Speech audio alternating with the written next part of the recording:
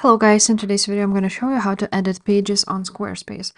Now, once you are on your dashboard and you have your websites here, you want to click on the website where you want to edit those pages and click website.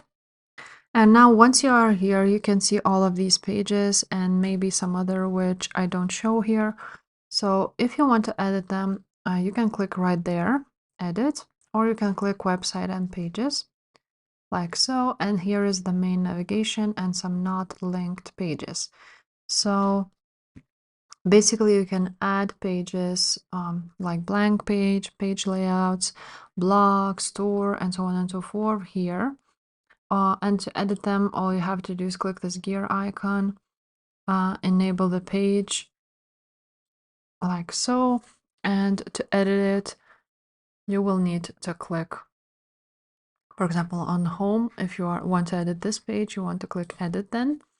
And now you will be able to edit every single thing here, like to change the image, add a section, and so on and so forth. Now to edit side header, here it is. You're going to click on here. Once you're done editing, now you can go to any page you like.